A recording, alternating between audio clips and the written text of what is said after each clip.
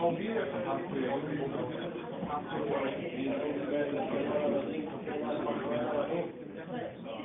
Can everyone hear me? No.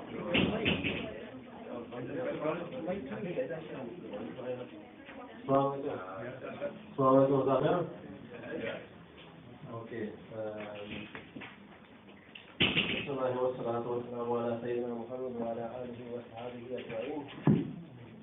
Assalamu alaikum and welcome everyone. Thank you for attending Friends of Al-Aqsa's Reflections from Al-Aqsa program tonight. May Allah subhanahu wa ta'ala reward every step you guys took on the way down here today. My name is Asad Khan. I am a member of Friends of Al-Aqsa. Alhamdulillah, I've been to Palestine many times and I've had some wonderful and unforgettable experiences. There's a few brothers in this room that I recognise that have also been with me here.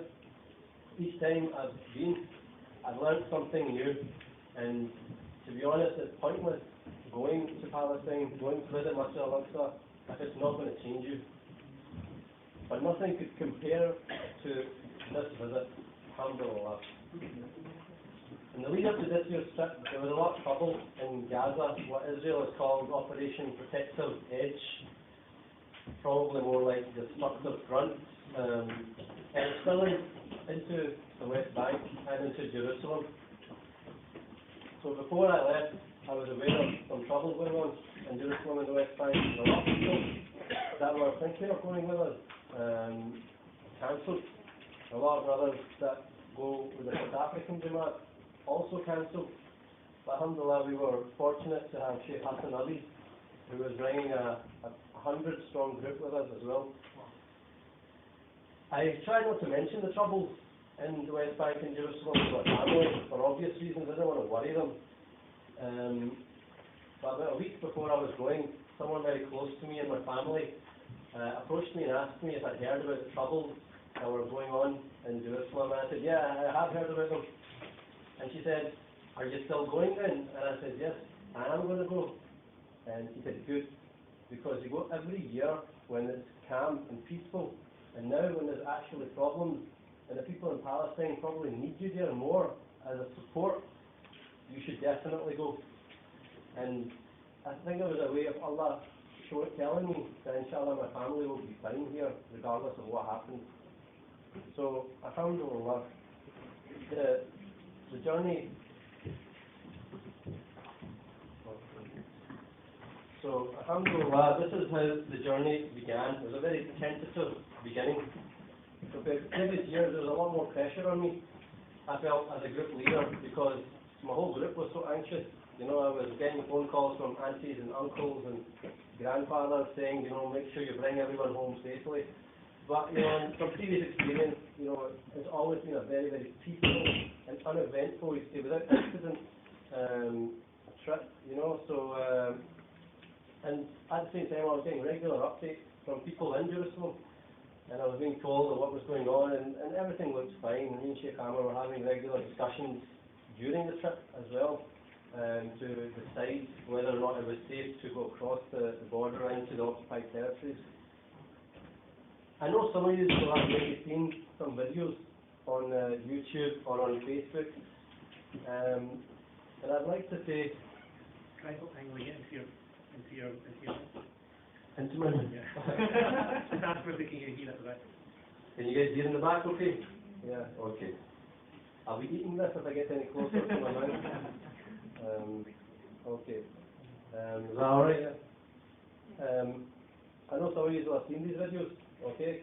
And it might look a little bit dubious, but realistically, what I would say is all of that stuff could have been avoided if we'd just been a little bit more sensible, you know. But you don't know these things until you're actually in this situation, you know, when you're faced with an Israeli army in front of you. I don't think this mic's working very well. No, it's going on and off.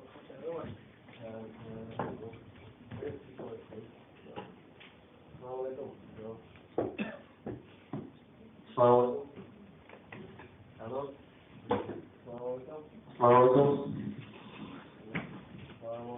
This is great. Good Sheikh Amr. Thank you.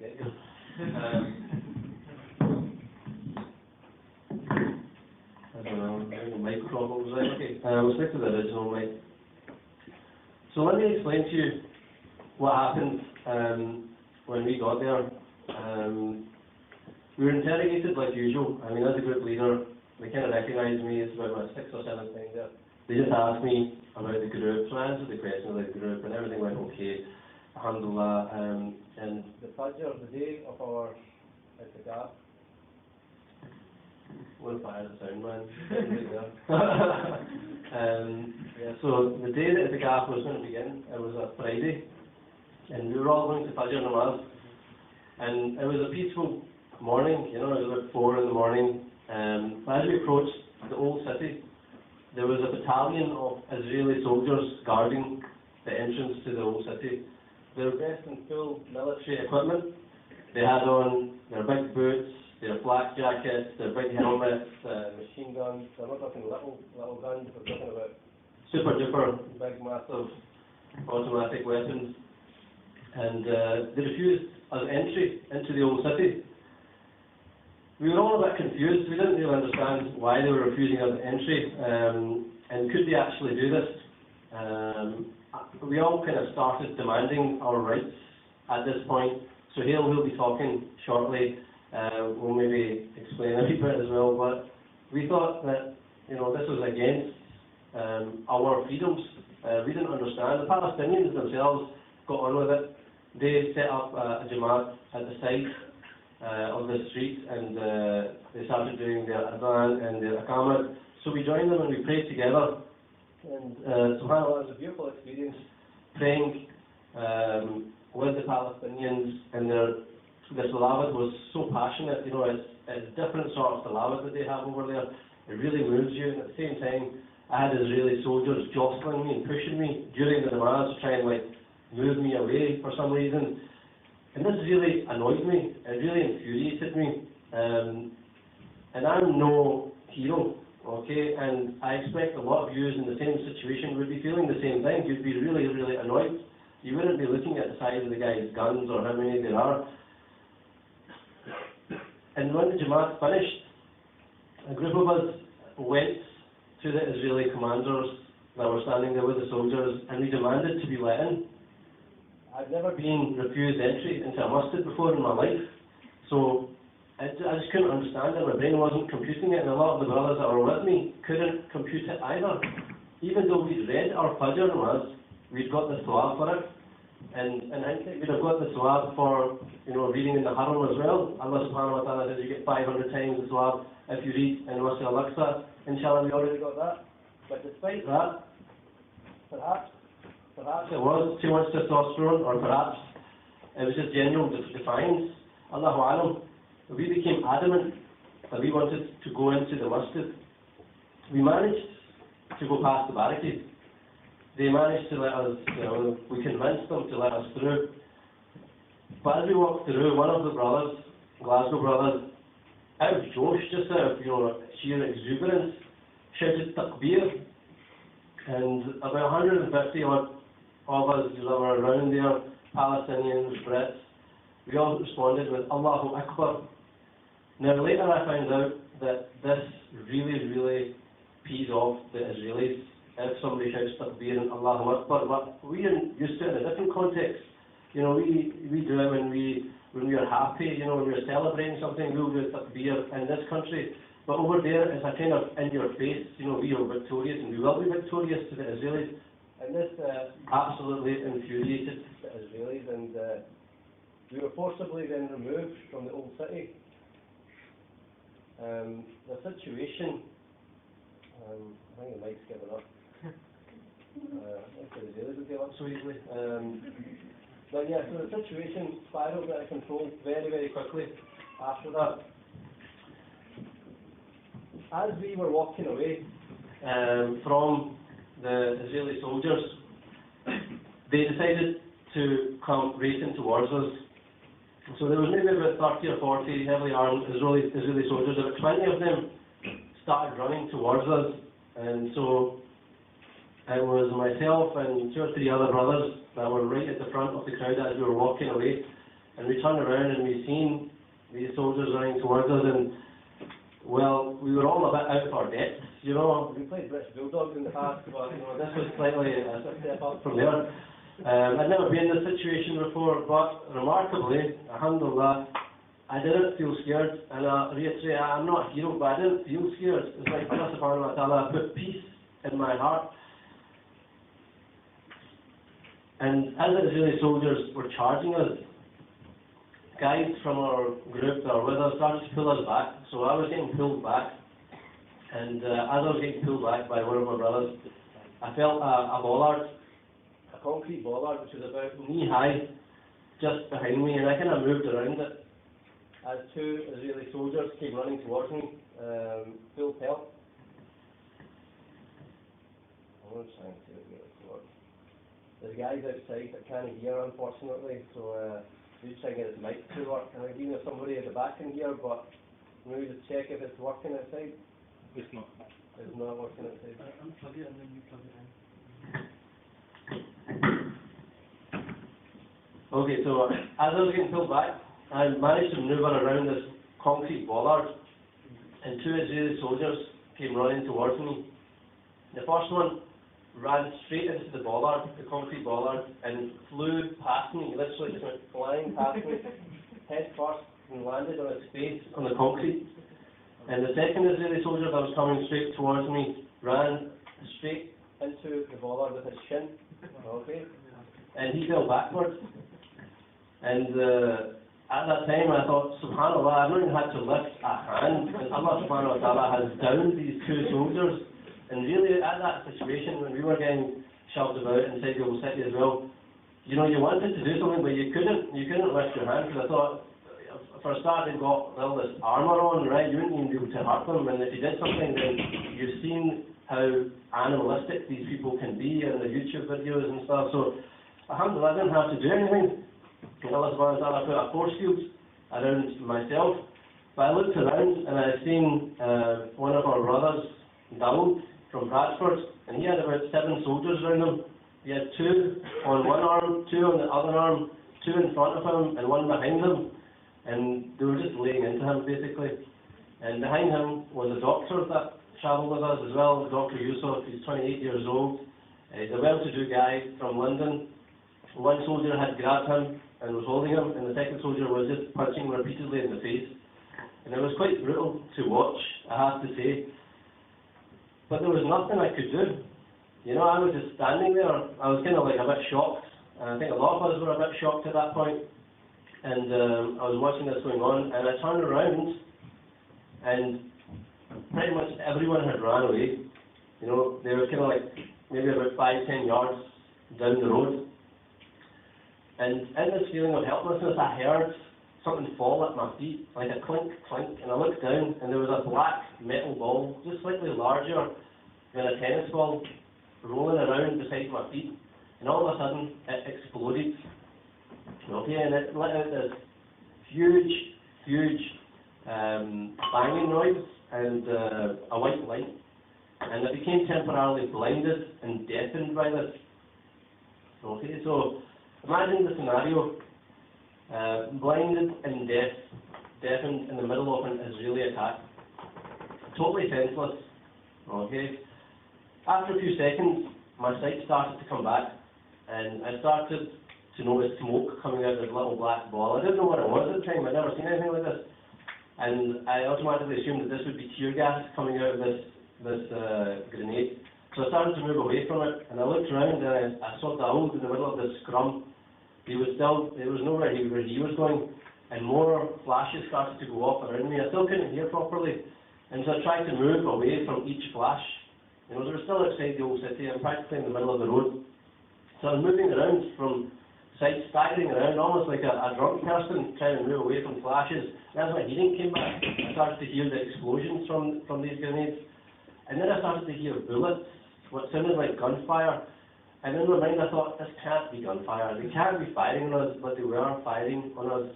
And a few of the brothers were hit with rubber bullets, and I don't know if live ammunition was used at all.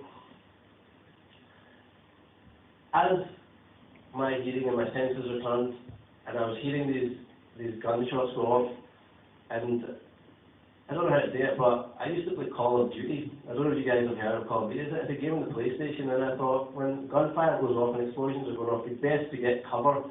So I dived behind the first car I could see, and I looked over at my brothers, and I didn't want to leave them because I felt a huge sense of responsibility to the brothers that were with me. And at the moment, all I could see was Daoud, my brother from Bradford, being dragged away whilst being beaten further away from me, and I was helpless. I couldn't do anything.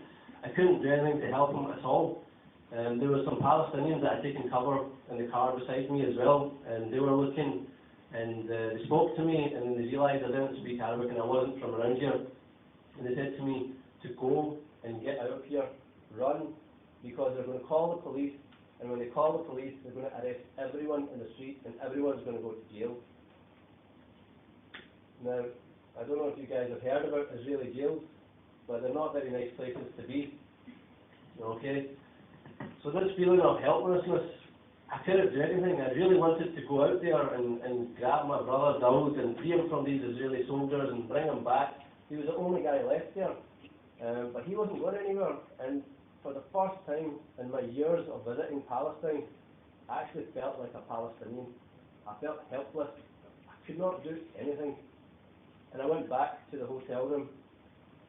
Now people ask me all the time, they say, what's it like in Masjid Al-Aqsa? What's it like in Palestine? And I say to everyone, I say, the harams, they all have different feeling when you go there. When you go to the Kaaba in Makkah, you feel in awe of the might of Allah subhanahu wa ta'ala. When you go to Medina, you're standing in front of the best of creation. You feel humbled. You feel so small that you're in front of someone who was so amazing. And when you go to Palestine, when you go to pray in Masjid Al-Aqsa, you feel the passion of your deen. You feel this passion that you don't feel anywhere else. You feel like you're in the front line of the Ummah. Alhamdulillah. Dr. Yusuf ended up with a bloody nose and some amnesia. Daoud was in an Israeli jail for 2 days where he was tortured quite badly. Others were roughed up. And the next day I gave them all an option to go back to Jordan. I said, you don't have to stay here, and if you want to go back, you have my blessing and I'll arrange it all for you. But they all, without hesitation, said no, that they were going to stay, and they were going to do their Itikaf in Masjid Al-Aqsa. And it was like Allah subhanahu wa ta'ala had strengthened their resolve. Subhanallah. Not one person hesitated, and I was actually surprised by that. And I think Sheikh Amr was also a bit surprised at that. On the day of Eid, at Fajr time, the masjid was packed out for the first time. Brother Daoud came up to me after Eid Namaz, and he gave me a big hug. Daoud had received undoubtedly the worst treatment out of all of our group. Worst treatment out of anyone that had been there. He squeezed me and he cried. He cried and he said to me, Asad, I don't want to leave Masjid Al-Aqsa. Please bring me back here next year with you. This is the passion that Masjid Al-Aqsa gives to you, but you cannot get it unless you go there yourself. Alhamdulillah, this year Sheikh Amar came with us, and he'll be talking a little bit later on. He's stuck in a bit of traffic right now. So I'm going to pass you on to Brother Suhail now. Brother Suhail is 28 years old. He's a barrister by trade, mashallah, and it's the first time he went to Palestine, and he's going to say a few words now. Ask Suhail to come to the stage.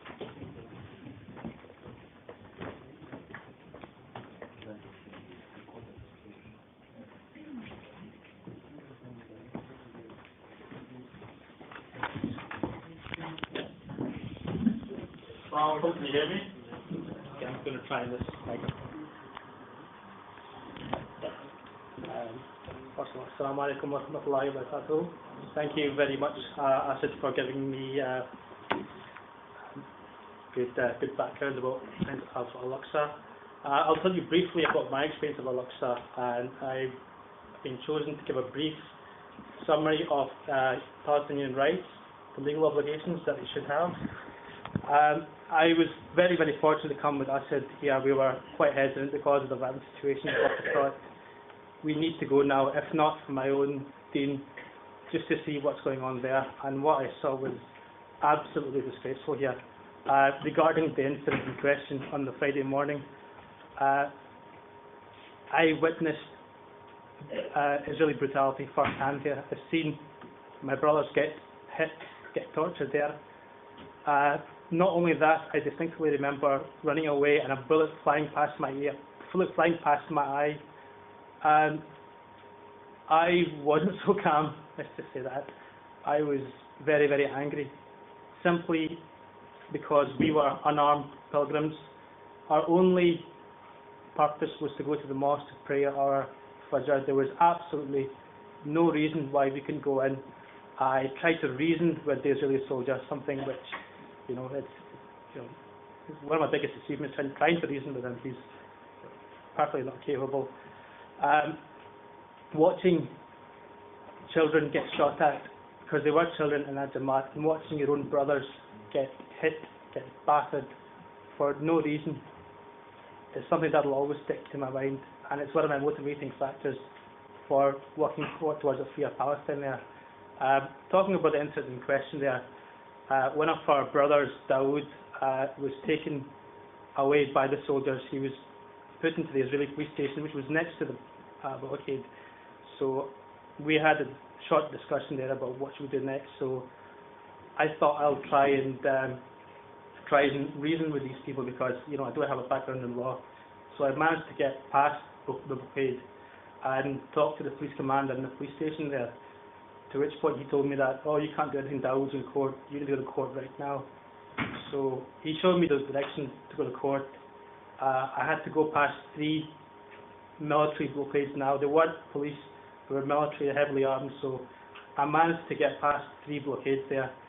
To go to court, to be told, actually, no, this is not court, court's that way. So here I am going up and down, trying to find this court. I knew where the court was. There was courts there, but they just weren't going to let me in. So at this point, it was closer to Jummah Namaz. I thought, listen, I've got my Namaz in the back. Let me try and enter the mosque here. To which point, I managed to get into the old city, and I got to one of the gates of the compound of Masjid Al-Aqsa. And I say compound because not a lot of people know that Masjid Al-Aqsa is actually a compound of 14 acres. It's not just the building here. That's one of the common myths I find. People don't actually know that. I got to the gate, to which I was told that if you're not over 50, you're not getting in. So I thought, okay, fair enough. You know what, let me try and pray at the checkpoint. So alhamdulillah, I managed to pray on the street at the checkpoint. And about 10 Palestinian soldiers, 10 Palestinians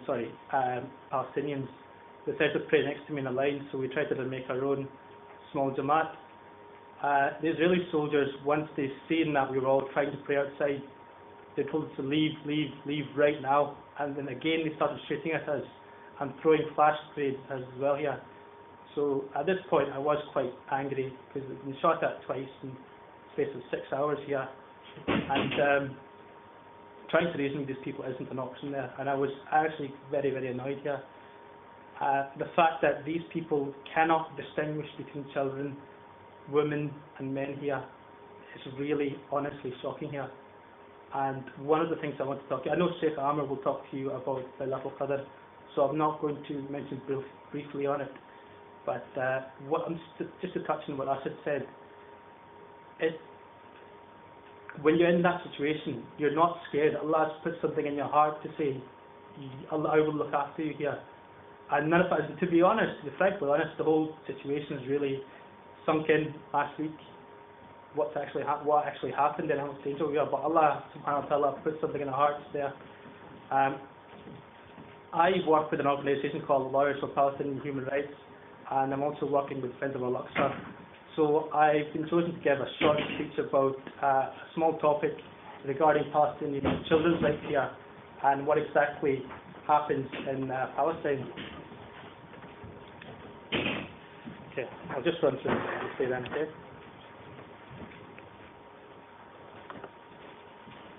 This is not my do you want to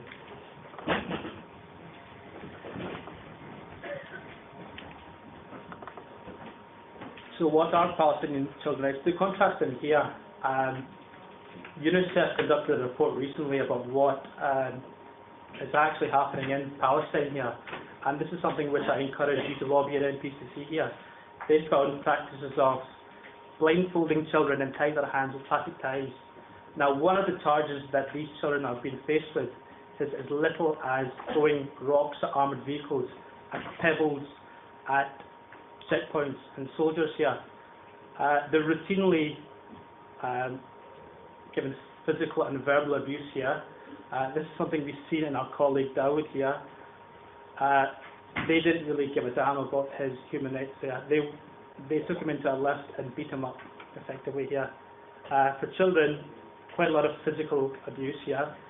Painful restraints being tied up here. We've seen with our colleague here a lack of access to water, food, toilet facilities and medical care for children as young as 8 years old. Interrogation is frequently used here, which is contrary to any international obligation you can think of. We've actually witnessed this firsthand, coerced confessions here. Our colleague was actually released simply because he signed a confession, believe it or not, in Hebrew. Now, when I've seen the document he was given, I couldn't figure out if it was upside down or the right way around here. How on earth am I going to know what was in that piece of paper here? He wasn't allowed access to a lawyer, which is the case for a lot of these Palestinian children, which means they basically don't have a right of representation here. Shackling of children, this is particularly disgusting here, considering that these are children of about 8 years old here. Denial of bail, imposing of custodial sentences here.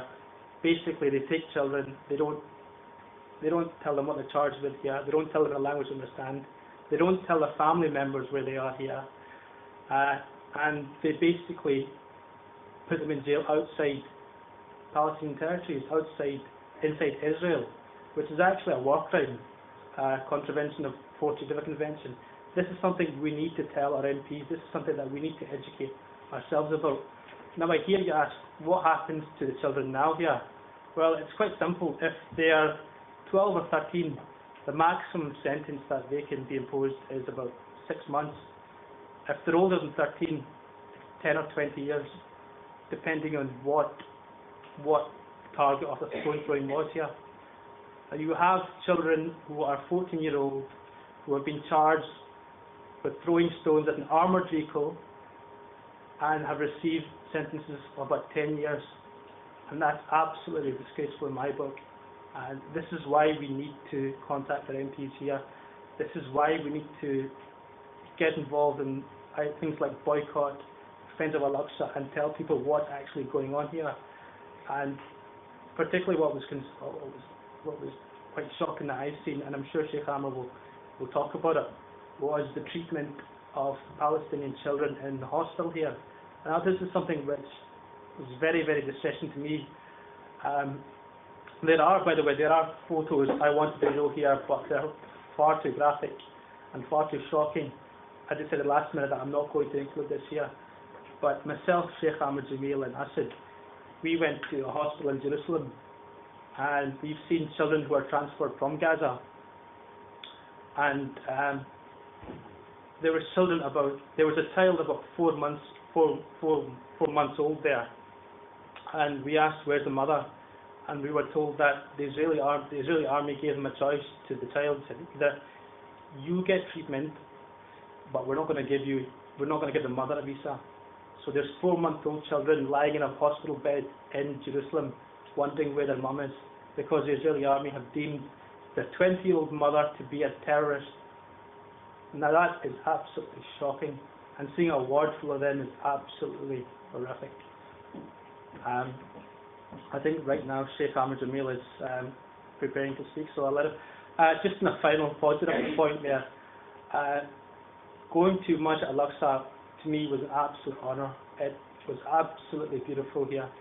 I've been to Makkah, I've been to Medina here. The sense of peace, of belonging, of just serenity is unbelievable, and it's an absolute pleasure to be given an opportunity to do Itikaf there, to spend 10 days in Allah's house.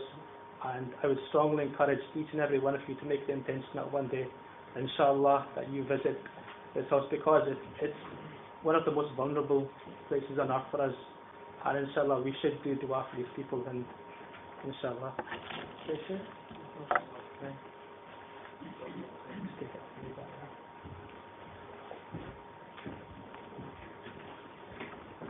Jazakallah khair, Suhail, for that. Now, so just to clarify that every year we take a group for Itikaf,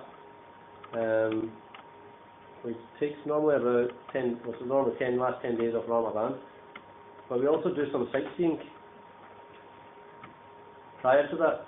So we visit places in Jordan, we say salam to Sahabas, we say salam at the places of prophets, may Allah be pleased with them and peace and blessings be upon them all. We also then do the same in Palestine before we begin our Itikaf, and along the way we have the privilege of visiting or being the guests of Palestinian families who take very good care of us, alhamdulillah. Now I'm going to ask Sheikh Amar to come up here and begin his talk, inshallah.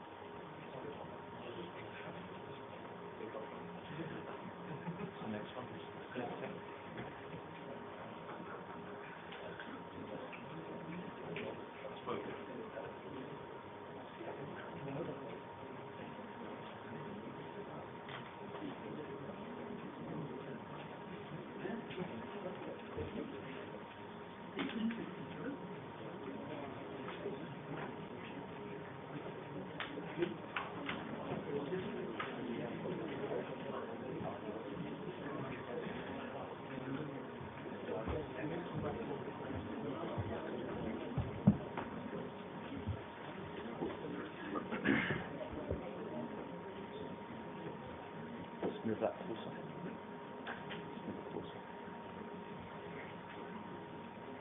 That's fine.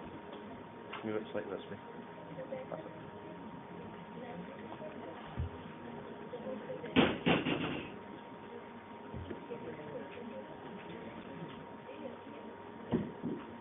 So your wife said put mouth next to mic. We can't hear you. Oh, you didn't say anything. Okay, alhamdulillah wa salatu wa salamu ala rasulullah. Assalamu alaikum wa rahmatullah.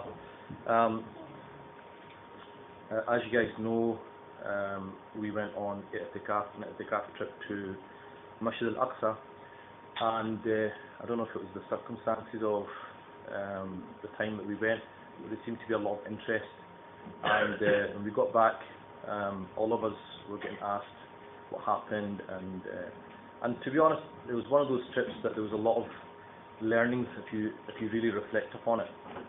So I said that we should share our experience, and I mean, when we were there, we were obviously seeing a lot of things, and we were actually thinking, you know, we don't know if we will get this chance to actually come again. So what I really want to do is talk about the trip or highlight some of the aspects of it, but really I want to share with you guys some of the experiences, some of the reflections that I personally had on the trip. Now, before even going to the trip, what happened was, I think you can close the door, because I don't really want to hear that. Can you light slightly up? Just put it up, yeah, just a bit higher.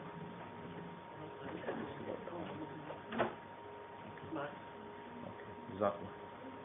So, now that we've closed the door, and we can concentrate.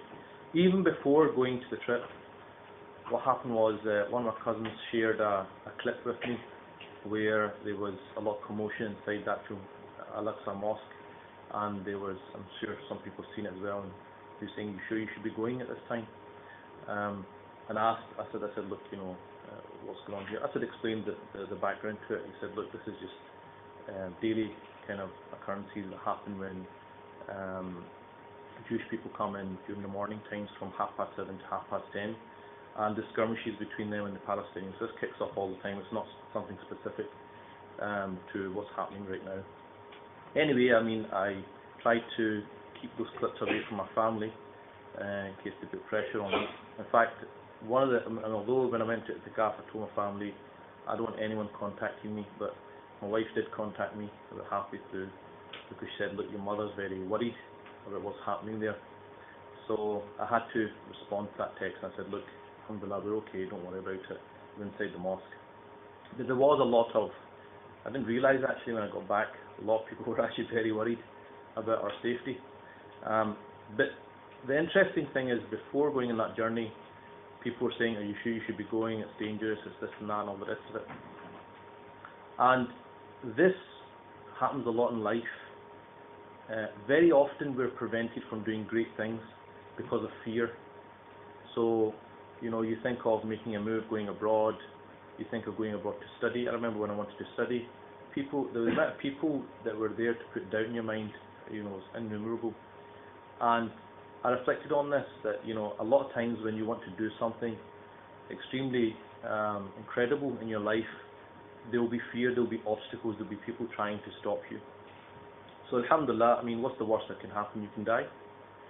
You know, but if you die and you've gone to visit one of the 3 holy sites in Islam, you've gone with intention of giving zakat, sadaqah, so what? Ramadan, if you go, you're going to have to go anyway one day. So what better way to go? In fact, when we were on the border, and the 3 people that got questioned, surprise, surprise, was Asad, me, and Dr. Yusuf. I don't know why they picked me, right? I'm sure there's more interesting characters, but anyway, they were quite interested in my stamps to Yemen. I had to explain. I remember the woman saying to me that, you know what's happening, don't you? I said, yeah. She goes, well, why are you here? You're not scared? I said, I was trying to play it down, obviously, because I wanted to get in.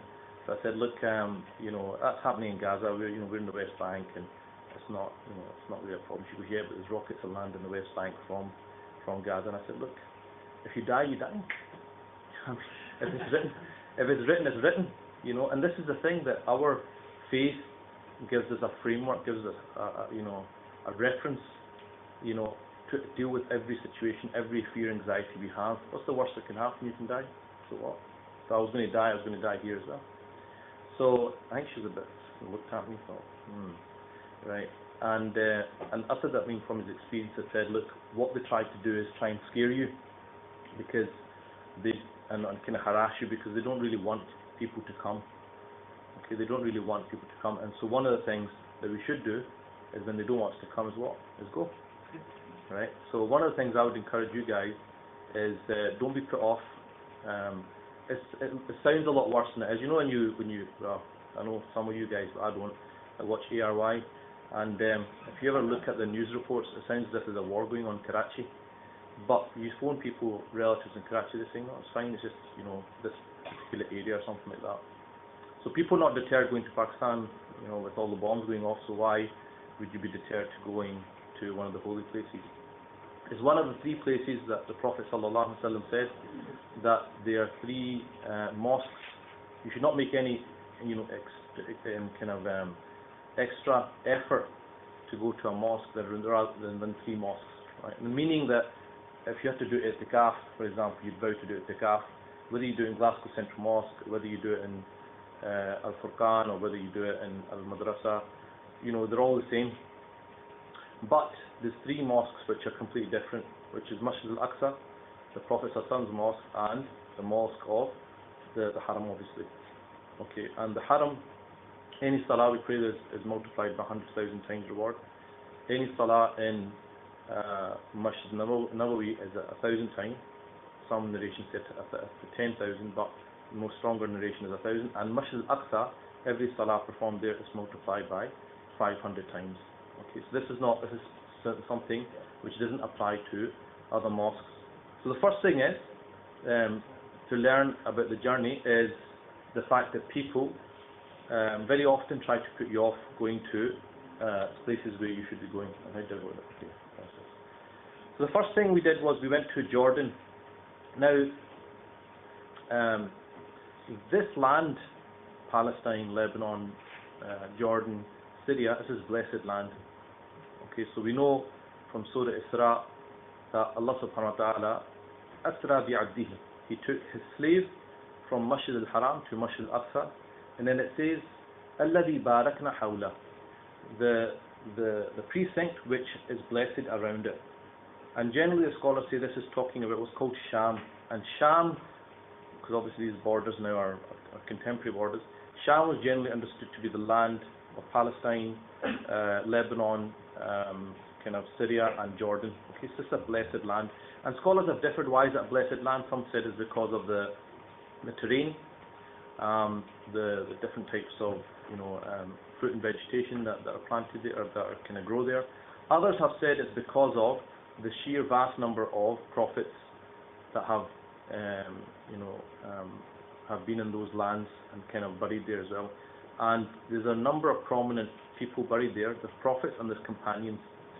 So, for example, Zayd ibn Haritha, who was the adopted son of the Prophet sallallahu alaihi wasallam, it's agreed that he is the first slave to accept Islam, because he was actually in the Prophet sallallahu alaihi wasallam's household. He was actually brought up with the Prophet sallallahu alaihi wasallam, and this is how we know the laws of adoption, because he was known first of all Zayd ibn Muhammad, Zayd the son of Muhammad, but then Allah subhanahu wa ta'ala told the Prophet sallallahu alaihi wasallam through the Quran that this is not allowed. You're not allowed to make your adopted son as your blood child. Okay, and there's a very good reason for that. Okay, there was a case where, and because this is one of the areas where we differ from in Scots law. Scots law, an adopted child becomes like a blood child. And there was a case a couple of years ago where a person actually married a sister because they were adopted, so they thought they were belonging to this family, and they actually ended up marrying their real biological sister. So you can see the hikmah in these laws. Anyway, Zayd ibn Haritha, very significant. Ja'far ibn Abi Talib, the cousin of the Prophet sallallahu alaihi wasallam, when the Muslims first went to Ethiopia, the person put in charge of them was Ja'far ibn Abi Talib, Abdullah ibn Rawaha, and Abu Ubaidullah Amir ibn Jarrah radiyallahu anhum ajma'in. So these are some of the Sahaba that we visited. The first three were all martyred in the Battle of Mu'tah, and that's where 3,000 Muslims took on 100,000 of the Byzantines. And this is where Khalid bin Walid, through his mastery and strategy, led that battle to what's called a stalemate.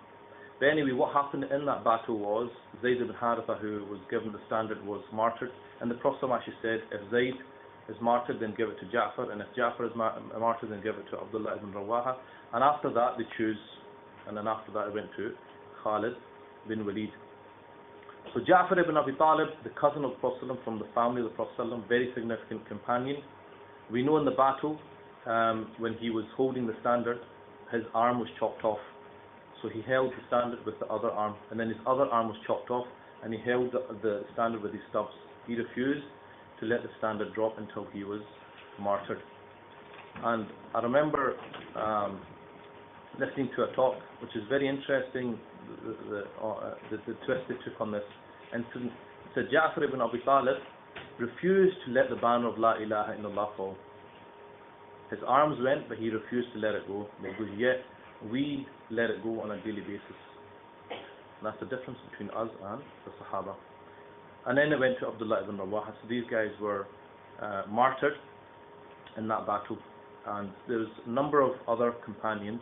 There was actually one companion, one of the first ones we went to, that we visited, and the person who looks after the kind of place, he said, look, he uncovered he took the cover off, and there was a hole that was made, and he said, smell, and there was the smell of musk coming out of it. And he said, look, this is not perfume, this is coming from the grave. Abu Ubaydullah Amr ibn Jarrah, the Prophet ﷺ said, every ummah, every people has a trustworthy one, Ameen. And the Ameen of this ummah is Abu Ubaydullah. He's also from the 10 people who are promised paradise. So these are huge Sahaba, and obviously we went there, we talked about their significance and their lives.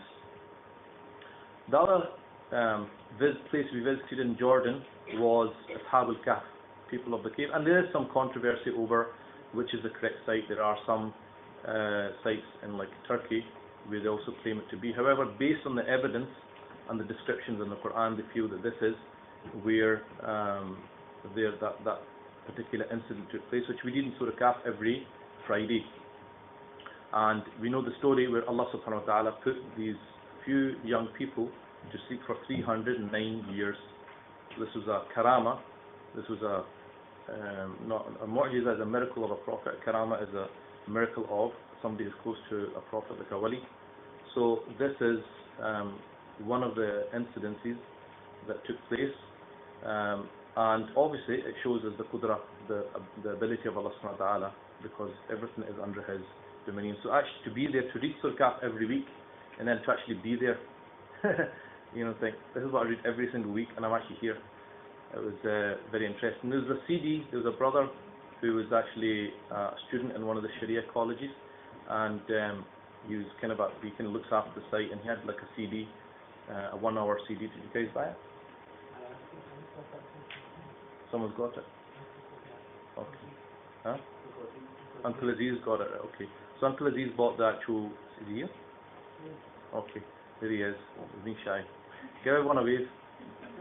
MashaAllah. Right, so you can inshallah borrow it from him, because I don't think you'll be watching it every week. So inshallah, if you ask him nicely, I'm sure he'll let you borrow it. And it's I think on our CD, and it goes through the story and explains it.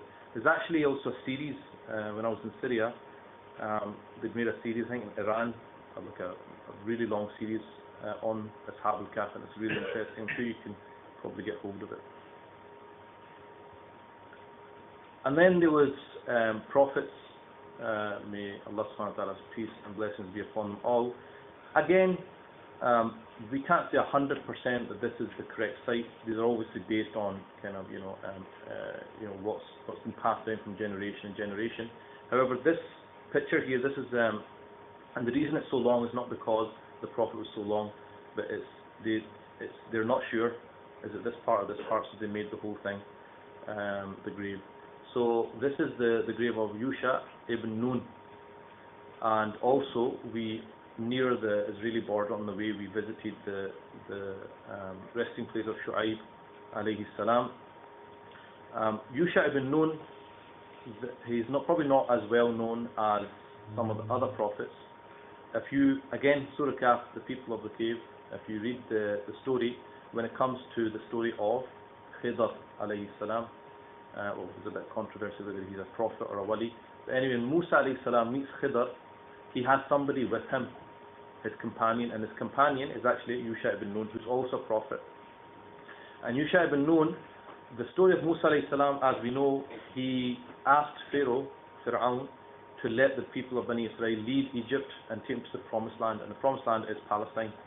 When he got near Palestine,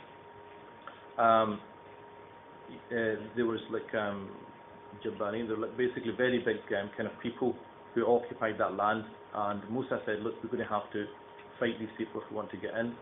And that's where Bani Israel said that we're going to sit here, you and your Lord go and fight. This is in the Quran. And because of that, Allah subhanahu wa ta'ala punished them by saying that for 40 years they would wander the deserts. Okay, it's interesting that some of the some of the Jews who are against Israel is because they believe that a state should never be formed, that they're never meant to have a homeland. So it's interesting. So Musa alayhi salam got near Palestine, but then passed away. And Yusha ibn Nun is almost like the apprentice of Musa alayhi salam. He was a lot younger, and then it was under his leadership that they actually eventually entered into Jerusalem. Shu'aib alayhi salam, again one of the prophets mentioned in the Quran, again like many of the other prophets, people disobeyed him and they were punished. There is an opinion that he's the father-in-law of Musa alayhi salam, but that's again just one opinion, it's not agreed upon. Then what happened after our journey in Jordan for a few days, and remember we were fasting all this time, it's very hot, and we had a tour guide as well, and he was asking me big questions on fasting. And it's really interesting because, like they're saying here, that because it's long fast, we should follow, some people saying we should follow Makkah time and this and that. Jordan is like hot, and it was from 4 o'clock to 8 o'clock, so it was a 16-hour fast, so it wasn't that much, different from here. And just a disclaimer, somebody claimed that I give a fatwa that we can follow Morocco time for Ramadan. I don't give fatwas for a start, and I have no idea where this Morocco thing ever came from, so I never issued anything like that. But anyway, apparently it was on Facebook, so don't believe everything on Facebook. So, and he was actually saying to me, and this is, subhanAllah, gives you an idea of the state that we're in. He was saying to me, all these people here saying, I'm working long hours, I can't fast. So even in Muslim lands, people are starting to make excuses when it comes to fasting and things like that. So it's no surprise that we're in the state we're in. The border, so we got to the border, and it's very different from Jordan. As soon as you get to the border, because there's what do you call it, barbed wire everywhere. There's people with guns standing about. First of all, we had to wait for a long time with the Palestinians. We eventually got in. Then the customary 6-7 hour wait began. As we were there, South Africans turned up because they come for Itikaf every year as well. And when we actually eventually got our passports after some of us got questioned, we had iftar in the airport, well not the airport, the border. So everyone just prayed and did the iftar, so that was interesting iftar, okay, on the Israeli border. The visits in Palestine, so before, obviously we got there a couple of days before Itikaf started, so we had a chance to go for some visits. What we did was we visited patients at one of the hospitals, and we specifically asked, is there any people from Gaza here? So we specifically went to them, and the brothers had sadaqah and zakat, and we, based on what information they gave us, we distributed that. And then, like Suhail was saying, there was children there without their mothers. Some of the grandmothers were there, and they're the ones that told us that they won't let the mothers come. And there was a few other people who, for other reasons, they had come for a medical treatment, but we asked them about what's happening back home with their families and stuff. I remember there was one woman who everything had been destroyed completely.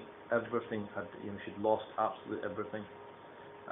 Then So alhamdulillah, we got a chance to, although we couldn't go to Gaza ourselves, we actually got a chance to meet the people of Gaza, and we gave our salams to them, and we just kind of gave them moral support that, look, you know, we're with you, we're supporting you, and our du'as are with you. We've, you know, people have sent money from, you know, halfway across the world, and we're here to help you in every way we can. Then you remember the case of the Palestinian boy, a 16-year-old boy who was kidnapped. So we went to actually his house. So the second picture is actually where his house is, and we met his father.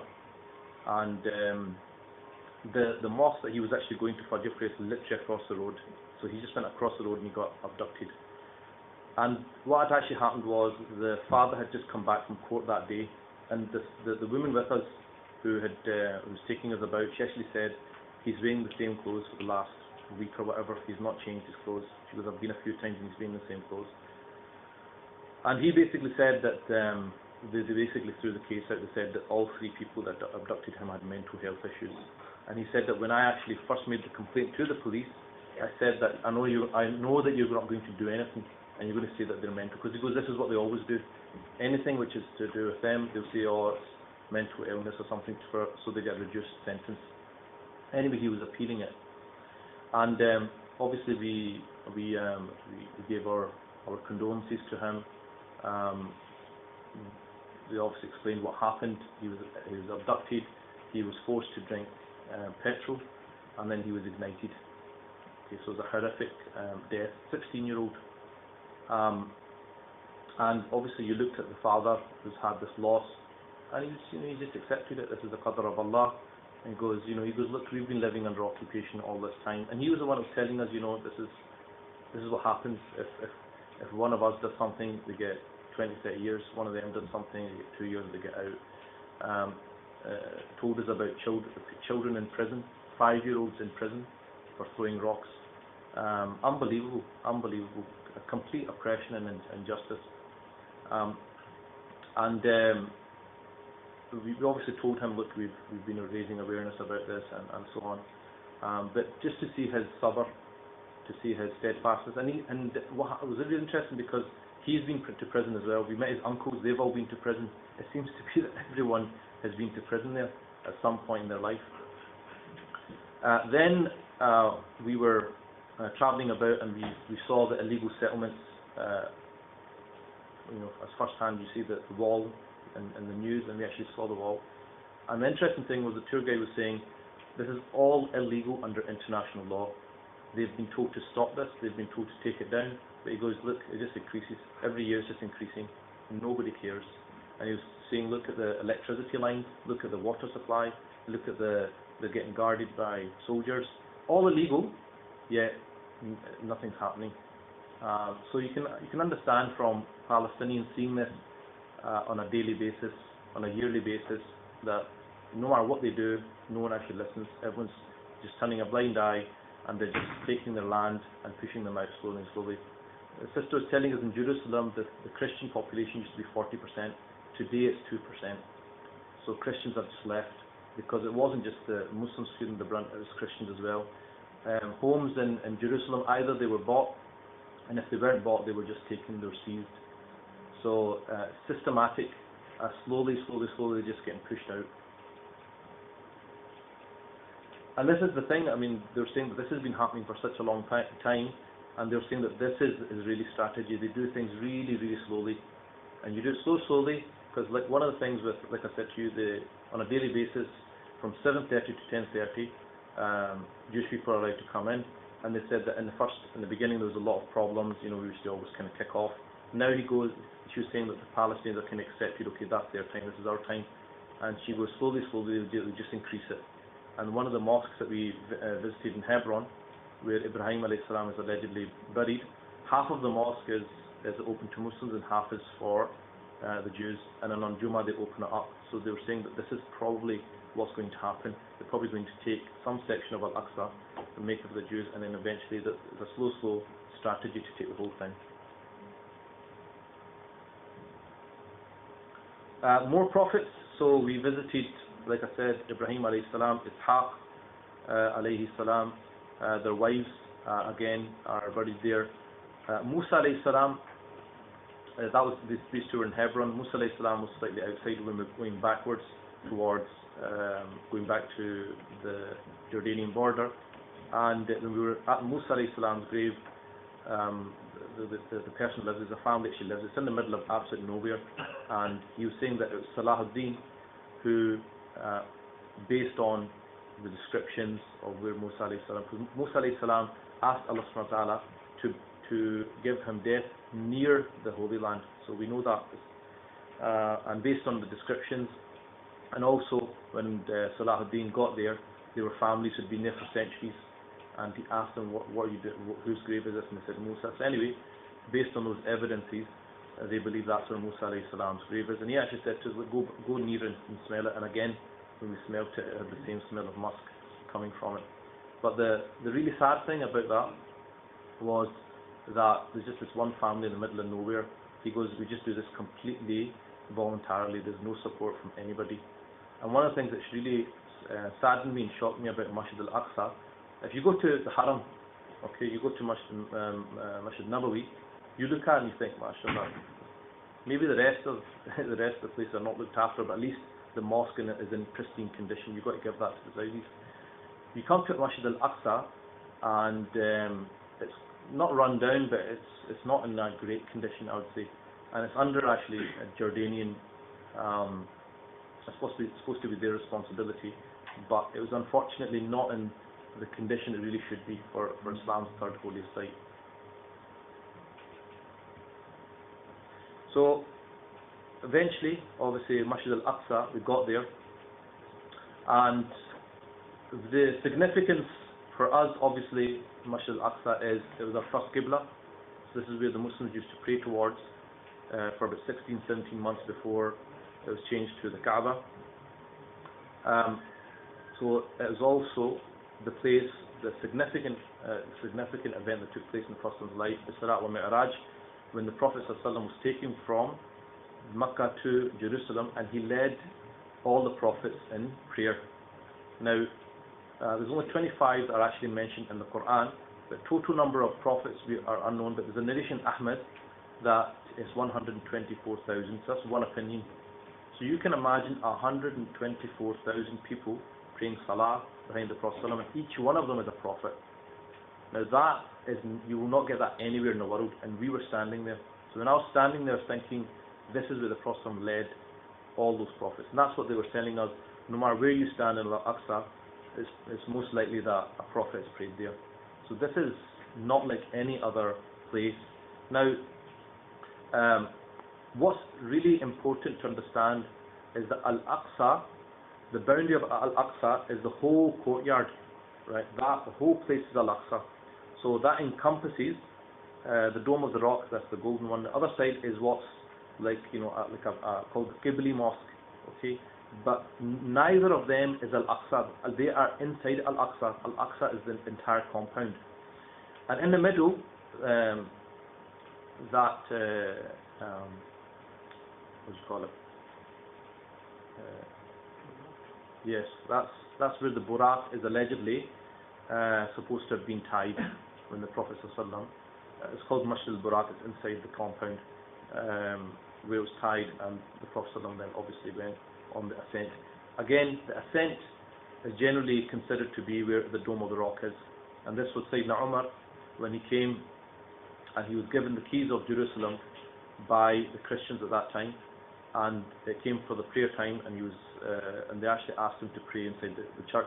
He refused. He said, if I pray, he actually prayed outside, and when he was asked why he prayed outside, he said, if I pray in this church, Muslims after me will come and convert it into a mosque. So you want to interface, go back to Sayyidina Umar's time. And then Sayyidina Umar, based on the descriptions of hadith and from what he knew, they decided that the place that the Prophet did the Mi'raj was this rock, and this is where the Dome of the Rock is actually constructed. So these constructions took place in the Umayyad period. They weren't there at the time of Sayyidina Umar, just a simple building. The Israeli guards, unfortunately, when you go into the mosque, the mosque, you have to pass the Israeli guards. So that was a bit of an interesting experience. I've never had to walk into a mosque where there's guards with guns. In fact, they'll ask you, are you a Muslim? And I'm like, hello, look at the way I'm dressed. One of them actually said to me, because after they told me sometimes they'll test you, they'll get you to recite Surah Al-Fatiha. So I had to actually recite Surah Ikhlas to get into the Masjid Al-Aqsa, which is a bit interesting. So I had to recite Qul Huwallahu Ahad. He said Qul Huwallahu, I said Ahad, Allahu Samad. I had to finish it. And then he was okay, you're a Muslim, to get in. So apparently Qul Huwallahu Ahad is the test, the litmus test. So you want to go to Aqsa, make sure you know Surah Ikhlas, okay? And also, like, it was surreal because these guys were walking about inside the compound with guns and stuff, and you're like, my God, man, people walking about with guns. But what can you do?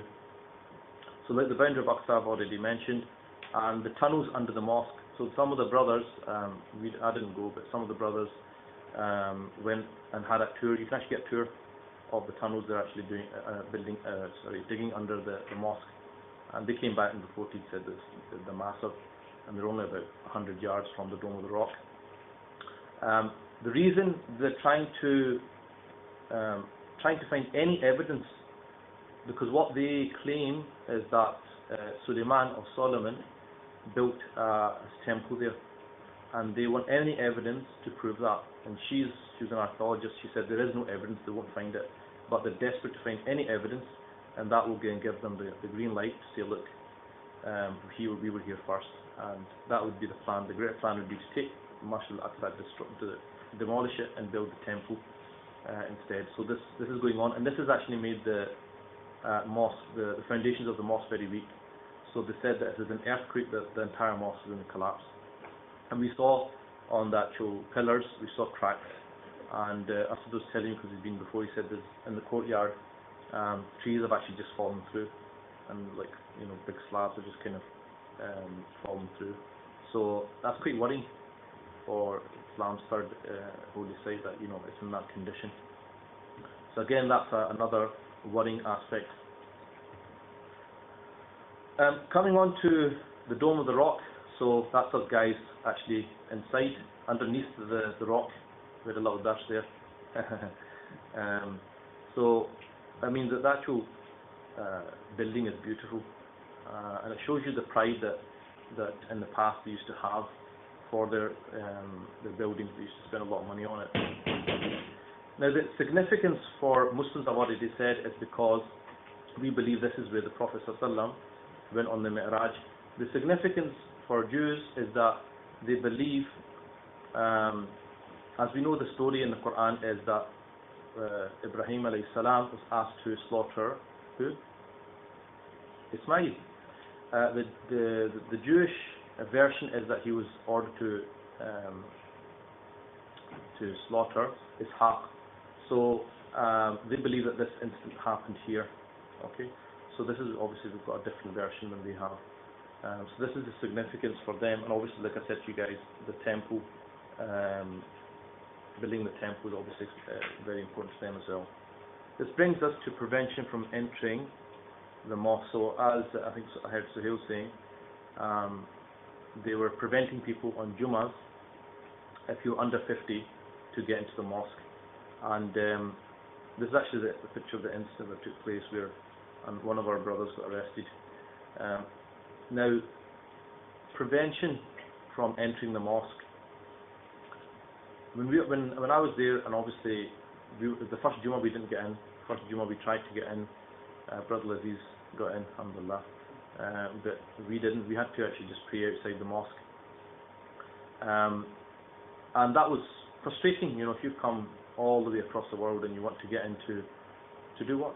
To worship Allah subhanahu wa ta'ala, and you're prevented from doing so. It's interesting, the dua of the Imam, what he was saying.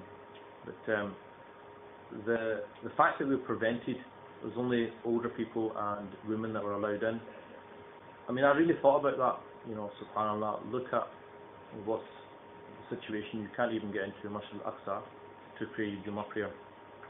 In the morning, what happens is they start stopping people from the morning, because they've caught on that people come in at Fajr and just stay there until Jummah. So they started at Fajr time. So what happened was the brothers we tried to not argue, but we tried to try to get him. We said, look, we're tourists, this and that, and all the rest of it. And he said, no. And eventually, they agreed, and then some brothers said the takbir a few times, which really annoyed them. And then they swiftly reversed their decision, which led to the commotion, and then eventually the arrest of one of our brothers. But I remember reflecting on the brothers who were really annoyed. That, look, why have we been stopped? Because we're living in a country where we're used to getting our rights. Okay, if there's an abuse to the system, we go through a system and we can complain. But you're in another country where that doesn't apply. It doesn't matter what the law is. If the law is what we say the law is. That was very frustrating for the brothers. And one of the things I said to the brothers was, look, you're frustrated just for one day, or maybe we're here for 2 weeks and we're frustrated because we see this, we see that. What about people that are living here every single day? And we don't appreciate the fact that we can go to the mosque. Right? Has anyone ever stopped you from going to Jummah? Right, with a gun? The most they'll do at Central Mosque is close the gate on you, but you can still park and go up, right? But the thing is, no one's actually stopped you with a gun. Your life's never been there's no threat to your life. So we don't really appreciate things that are given to us. We take things for granted. So think about that as we go to our next Jummah. Think about some people in the world can't even get into Jummah, okay, and we're complaining. And if you think of the whole concept of them being at the gates, not getting into Jummah, this prevention, for me, when I reflected on what I was seeing there, having to wait at the border, those checkpoints, seeing guards everywhere telling you what you can and can't do. If you really reflect on this is a humiliation. Allah subhanahu wa ta'ala is humiliating us for a reason. And it reminded me of the saying of Sayyidina Umar when he said that we, meaning the Arabs, because we were an abased people, we were a lowly people, we were nobodies. And Allah gave us honor through Islam. And if we leave Islam, Allah will abase us again. And really, that I reflected on that. This is what Allah is showing me here. That, this is what's happened. This is a consequence of our behavior and our relationship with Allah subhanahu wa ta'ala. And this is where we got to look at our history, because it obviously always wasn't like that. I mean, one of the things there was the Imam climbs for Jummah. When Salahuddin took Bayt al-Maqdis, he brought the member of Nuruddin Zingi, which was his teacher. And Nuruddin Zingi had made this beautiful member because he dreamed of putting it inside Al-Aqsa. He didn't actually do it in his lifetime. Salahuddin obviously was given tawfiq, and he brought the member. That member was there from then up until 1969 when it was burnt. And so subhanAllah, you think, it's very, very recent, all these things that have happened to us, and why are they actually happening to us? So we have to look at our history. How did we get here?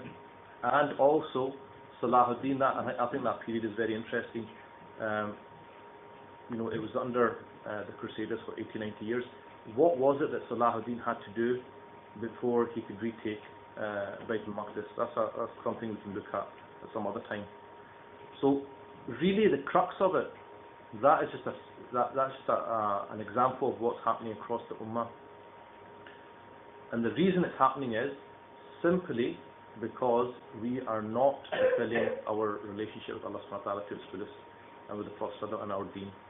Simple as that. This is all a consequence of our disobedience. And even when I was with the tour guide, I asked him about Palestinians. I said, do they all pray? Do they all wear hijab? I mean, we saw some Palestinian women not wearing hijab. We saw some of them not praying. And he said, no, not everyone does. Not everyone prays. A very significant number do pray. Not everyone prays. And he started talking about some of the problems they've got, envy and all these other kind of social problems. And I said, this is what it is. This is where the key thing that you guys need to reflect upon is your state as a people. Because if the state of your people remains like that, you will never be given victory. The arrest, like I said, that really was frustration from our part, that we were denied a simple right, and we haven't done anything. The brothers were getting pushed. They're saying, we haven't done it. We haven't pushed you back. Why are you pushing us? Right, but like I said, they've got the upper hand. They can do what they want and get away with it, and that was difficult for some people to take. I think because I've lived in Syria, and when I lived in Syria, in a sense, I'd seen oppression before.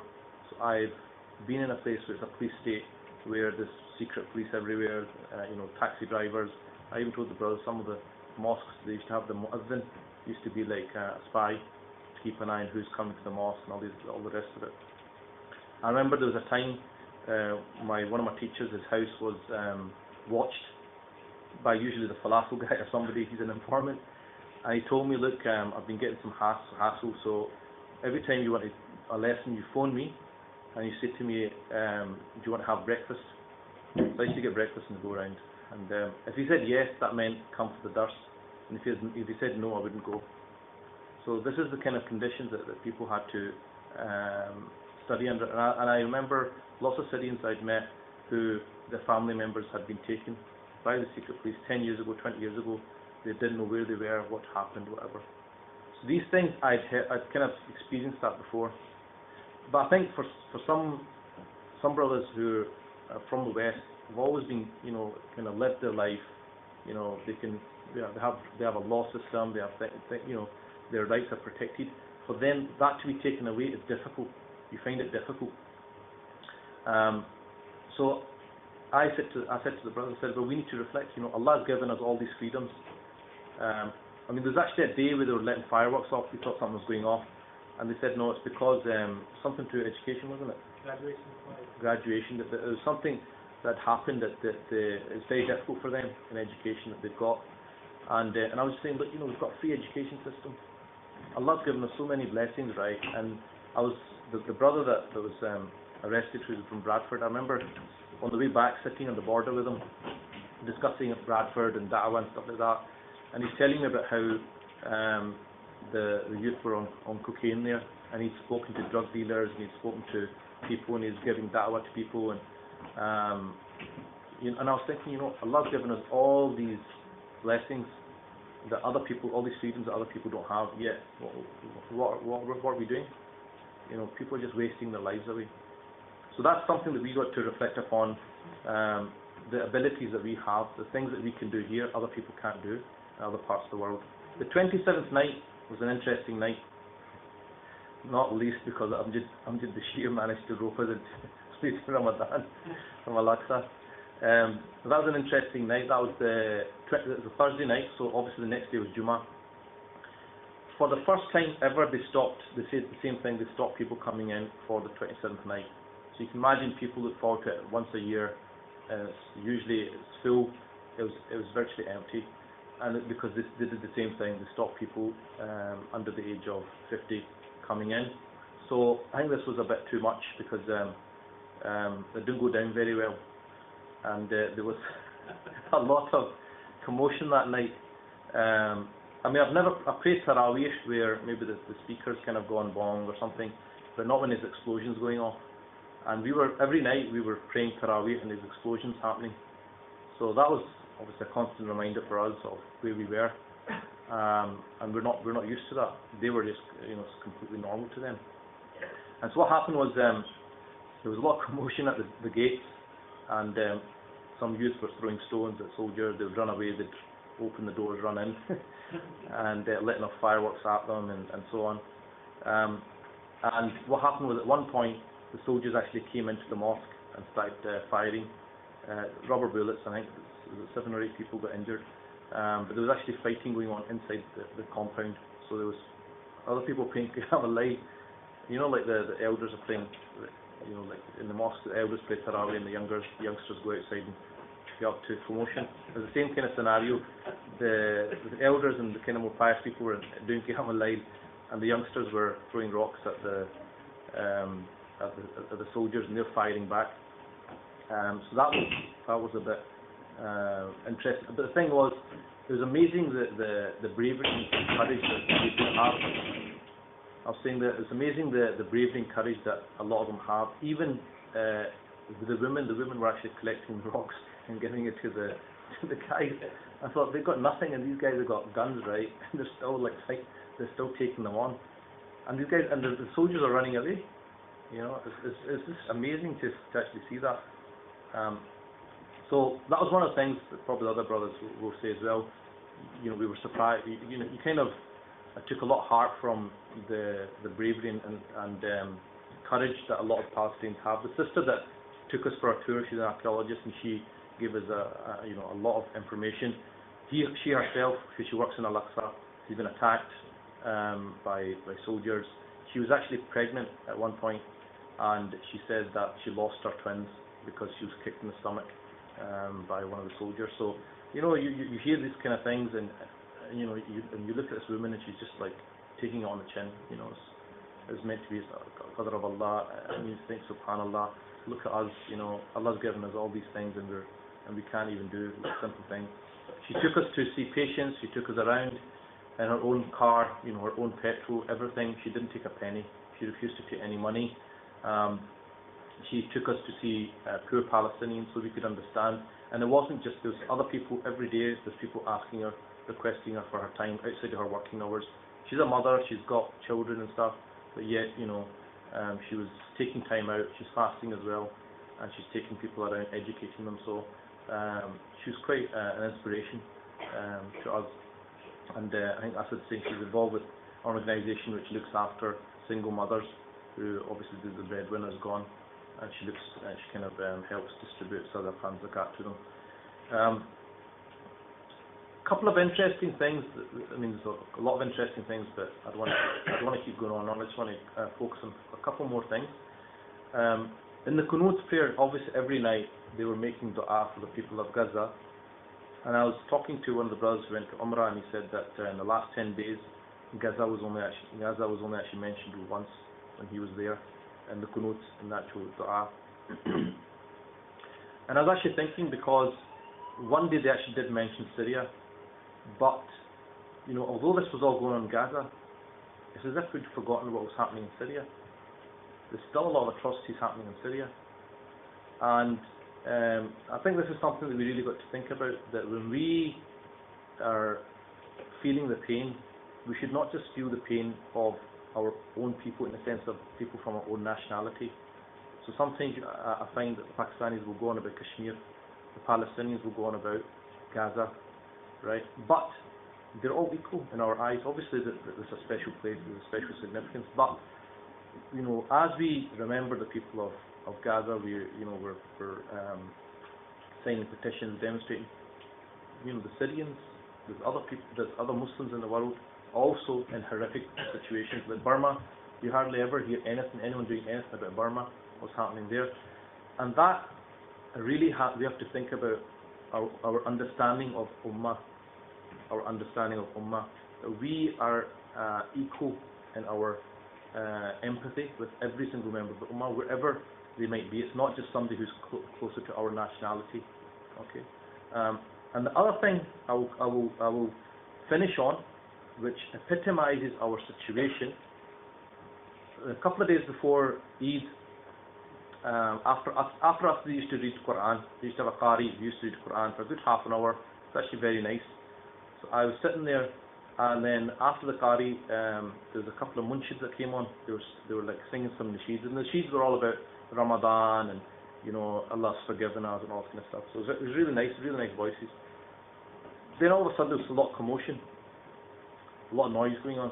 So one of the brothers came over and told me, he said what happened was, as they were singing, some of our Salafi brethren came along and started shouting, this is bid'ah, this is this, this is that, and they started fighting. And I thought, you know, people are getting killed in Gaza, right? We're getting slaughtered in Syria, right? You know, Ummah's in a complete mess, and you're arguing about whether in the Nasheeds, you know, because they're doing it in a you know, kind of group, it's a bid'ah or not, and you're fighting in the mosque.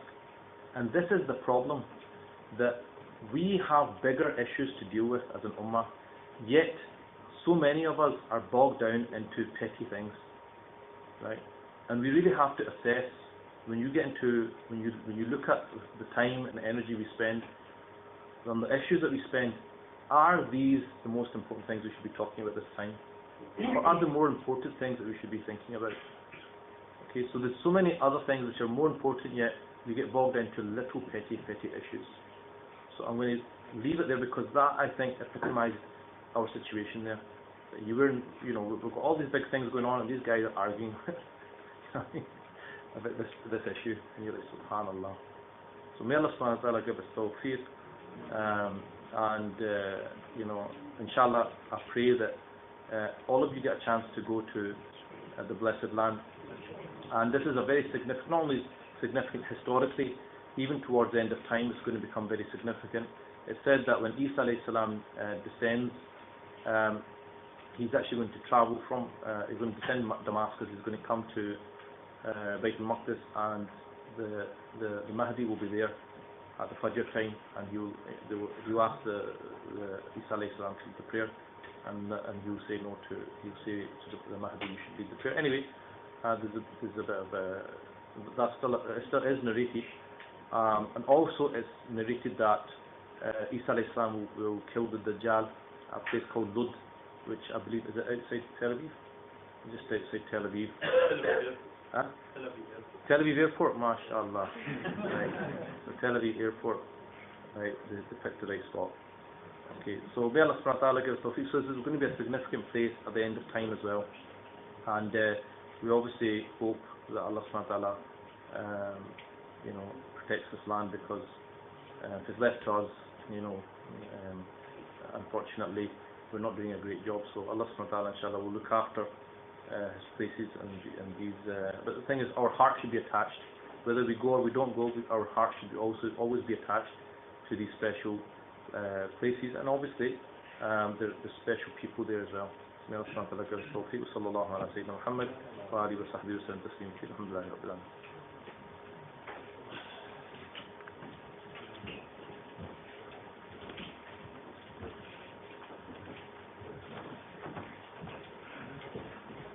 Jazakallah khair, Sheikh Amar, for that very informative and inspiring talk. We're going to hopefully have a question and answer session, inshallah, at the end. So if you guys want to stick around for that, that would be great. And after that, we will, inshallah, be reading Maghrib Salah together. Now, we've heard all this, and it's very hard not to almost kind of lose hope. But we can't lose hope, because every cloud has a silver lining.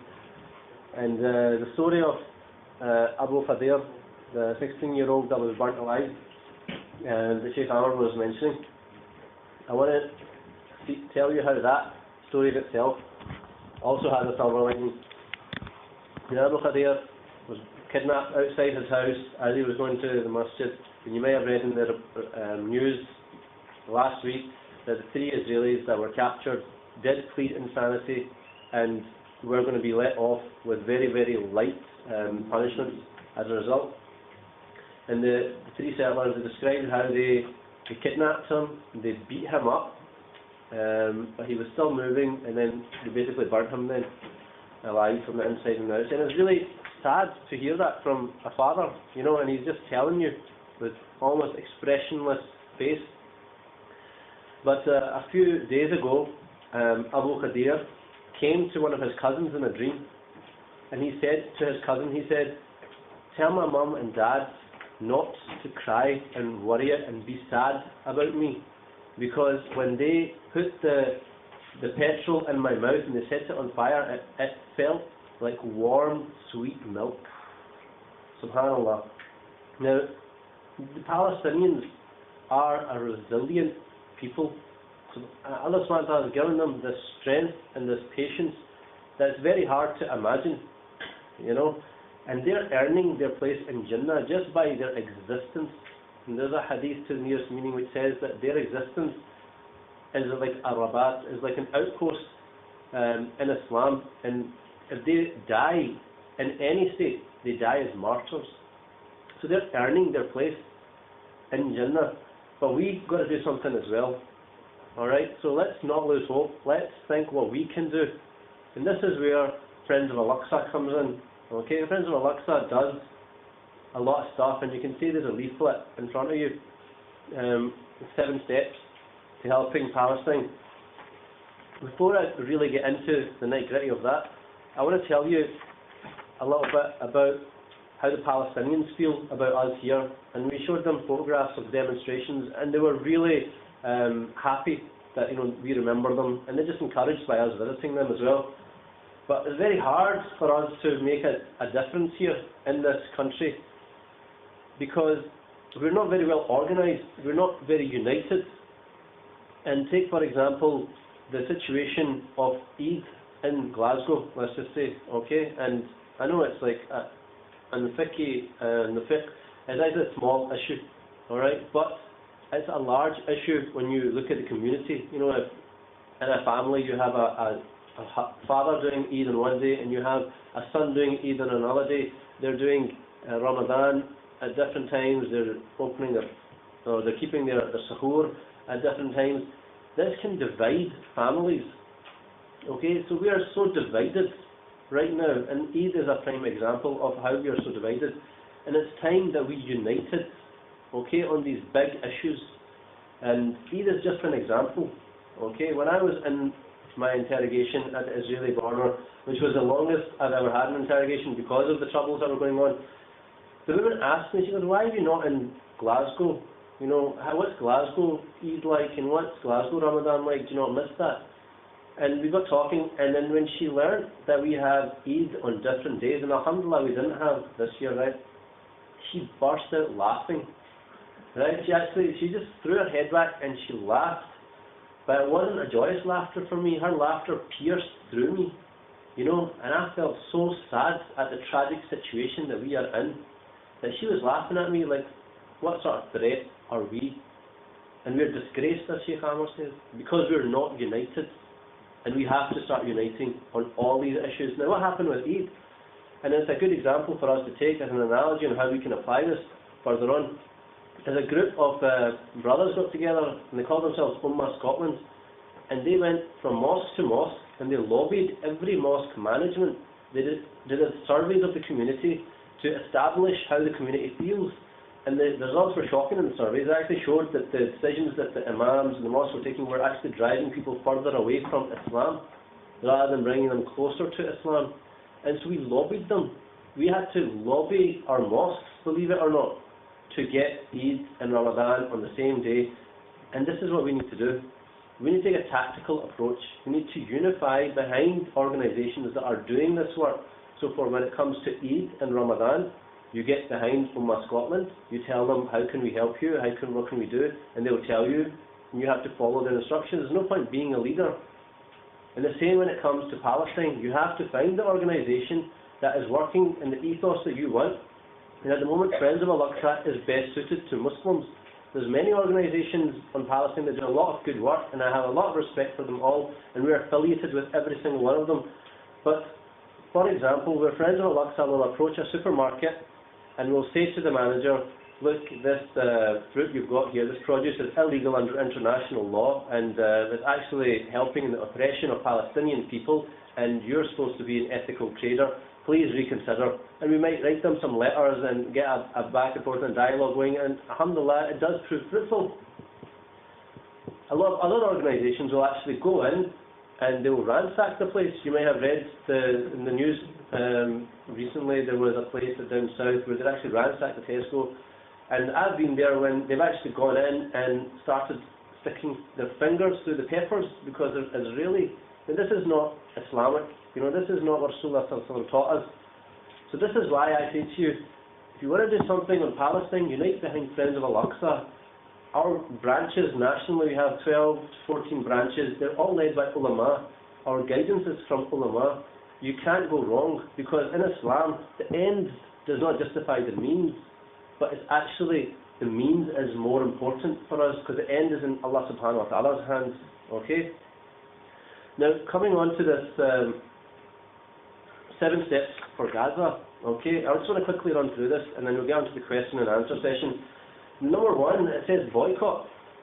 And I've had so many conversations with so many people, including one prominent imam, And they said, why are you boycotting? If you want to boycott the whole of the country, leave the country, because the UK supports Israel. And it's true, you can see it. David Cameron has said very little about it. And alhamdulillah, we have to thank the SNP government. They were behind the raising of the flag in Glasgow and various different requests that they put forward to Westminster. But boycott is actually a sunnah of Rasulullah sallallahu alayhi wa sallam, first and foremostly. Okay, Rasulullah sallallahu alayhi wa sallam, and Sheikh Amr can maybe explain in one of your questions, he actually boycotted some of the Sahabas when there was a battle going on. There was a battle, I don't want to get this wrong, so I'll read it off here. At a time where the Muslims were under a lot of pressure, shortly after the Battle of Mu'tah, the Battle of Tabuk was about to take place. And Rasulullah asked all the Sahabas to come, let's all go. And 3 Sahabas that he really felt shouldn't have stayed with the Mushrikeen stayed. And when they came back, Rasulullah told the Sahabas to boycott these 3 that had not come.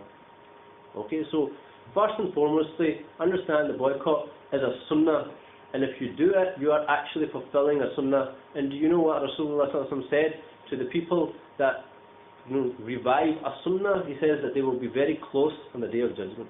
Him and us will be close. So think of it that primarily. Now, after engaging with our ulama on the issue of boycott, they've started to do khutbahs on boycott. Okay, now you will find that I think so far 3 masajid in Glasgow have asked their congregations to start boycotting Israel. And I've spoken to Maulana Habib, and Maulana Habib says that he's also going to do khutbah on boycotting Israel. Now, boycotting is becoming mainstream. But why have we been so slow? In 2005, Palestine raised the issue of the illegal wall with the UN. The UN came in and they had a look at this wall, and they said this is illegal under international law. And they told the governments of the world to do something about it. So the UN comes in and passes resolutions and says this and says that, and it relies on the governments of the world to do something. The Palestinians waited from 2005 to 2006, an entire year, 12 months, and the governments of the world did nothing. And even to this day, that wall is still up. So a year later, the Palestine civil society, that includes the teachers, the lawyers, the dentists, the businessmen, every single person you can imagine, made a plea to the citizens of the world to boycott Israeli goods and boycott boycott companies that help in the occupation of Palestine. That was in 2006, in June 2006, and since then many non-Muslim organisations have taken up this call. Even some countries are beginning to take up this call. The Norwegian pension fund, which is one of the biggest, if not the biggest, player in the stock market, withdrew its support of any Israeli companies. And this was about 2-3 years ago I heard this. Why have we been so slow? And this is a shame actually for us. And even now people are asking, why do I need to boycott? So you have to boycott as a sunnah. Okay, the Palestinians are asking us to boycott. The first thing I was handed in Masjid Al-Aqsa this year was a leaflet in Arabic about boycott. They're not allowed to legally boycott under Israeli law. If you boycott, you're in jail for 3 months. But I was getting handed a leaflet.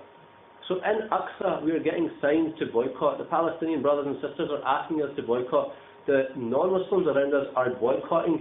But we are sitting there thinking, no, I want to have Coca-Cola, and I want to do this, and I want to do that. Yeah, there are other pressing issues, like, there are people that are selling alcohol that we should look at boycotting. But that does not mean that you do one thing and you don't do another. They're all independent. You all have to do something when it comes to boycott. I'm going to move on to petitioning. Okay, actually, no, I'll stick at boycott for a wee second. The way boycott works, right, is it's very difficult to boycott everything. We've got so many companies that supply Israel, that help the occupation. What the national movement is that you boycott the biggest companies. Okay, and what happens is the biggest companies start to lose profit. The shareholders realise that, hold on, my shares are worth less now. They start to withdraw their shares and try to look elsewhere. Other companies then that are also involved in occupation realise, they think, hold on, this big company is starting to suffer because of this link. They then start to withdraw, and it's a case of you damage one, they all go running. Okay? And the big push internationally now is on a few big companies, and this is what we want to take home today. Okay, we want to try and avoid Coca-Cola. Okay, we want to try and avoid Nestle. Nestle is a really big company, and it even makes cosmetics like L'Oreal, so you really need to look into this. You need to avoid Hewlett-Packard, and you need to avoid a pharmaceutical company called Teva. Alright? These are four big names, okay? And if their profit margins drop even slightly, and it's not just us in Glasgow sitting here doing this, it's people all over the world that are doing this, okay? From the UK down to South Africa, and now the ulama have taken it on board, and this will become more and more mainstream, but don't be the last people to take it on. We should have been the first, but unfortunately we are the last, okay? There's a group on social media right now on Facebook called Boycott Glasgow, or Glasgow Boycott, sorry, and that has regular updates on all these products as well as checking the label. Now, number 2 in that 7 steps is petitioning. There's been a lot of petitions recently, okay, and sign every petition, because like I said, the Palestinians are earning their place. You know, it's not every day we can go and stand in front of the Israeli army and gain hasanah. You can't, it's impossible, even though we'd probably like to, but petitioning is a small step, and inshallah you can get reward for it. Okay, there's petitions right now about Joan Rivers, who has said that Palestinians have low IQs and deserve to be killed, and she's coming here in October. Sign that petition. We don't want somebody like that here, okay? Lobby your MP, write to your MPs, and from time to time their campaigns will come up, and it's important that you check the Friends of Al-Aqsa website and www.foa.org.uk, and it will tell you what the latest campaigns are in Parliament. Get behind your MP if he does something good. That's very, very important. So if he is saying something positive, don't complain and tell him that he should be doing something more, because this is one of the biggest complaints these pro-Palestinian MPs have, is they say, if we do something for Palestine, you guys complain that we've not done enough, right? And if we don't do something for Palestine, you guys complain as well. So we're kind of like not bothering with you, to be honest. This is what the actual pro-Palestinian MPs are saying. And they say that if we do something even slightly in the favour of Israel, we will get 100 pats on the back from Jewish people.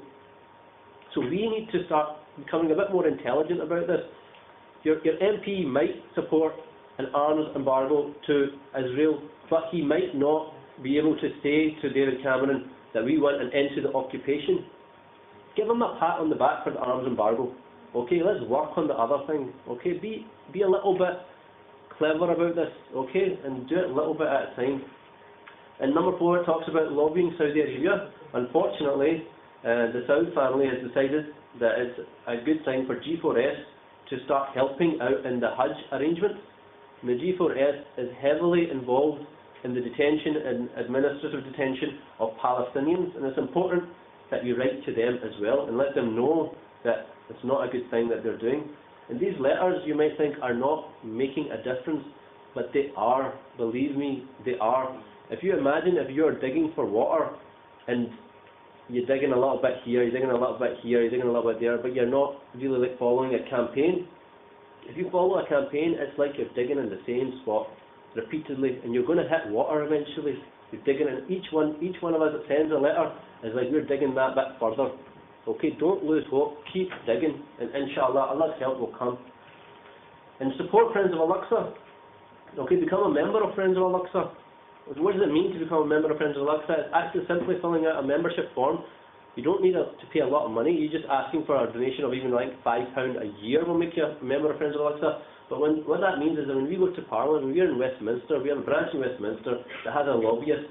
And when that lobbyist goes to Parliament, he will say, I represent 10,000 people, or 12,000 people, or 20,000 people, or 50. The more people we represent, even though it's just a paper membership, we're not actually asking you for a great deal. You'll get regular updates, you'll get literature, you'll get emails, but it means a lot. It's that same effect of digging, in the same spot. You need to become a member. You need to join this parent organisation, inshallah. Follow us on social media and Twitter, Facebook, and you'll get these regular updates. And of course, most importantly, you have to be praying. You have to be praying your 5 salah. Okay? It goes without saying that we have to pray 5 salah. You have to be remembering Allah subhanahu wa ta'ala, whether it's Quran, whether it's dhikr. I remember when I was in Central Masjid and people used to come for masalas, masayals with Sheikh Mashayikh, And the first question they used to ask, which I used to ask, is, are you praying? Because they used to come for wasifas, give us wasifas, give us this, give us that. And most of the people said, no, we don't pray 5 times a day. And the Sheikh said, okay, go away right now and pray 5 times a day, and then come back, because they can't expect the help of Allah to come if you're not even doing the most basic things. So that's all I really want to say at the moment. Jazakallah khair for your time. Now, I'll ask if anyone has a question, please just stand up and shout it out and let us know who you want to answer it. Otherwise, we'll call a close and we can, inshallah, make wudu. Any questions? Yes, brother. It's not really a question, it's just a comment. I mean, it's the bishara, it's the Rasul Sallallahu Alaihi Wasallam, he gave glad tidings before he was a warner.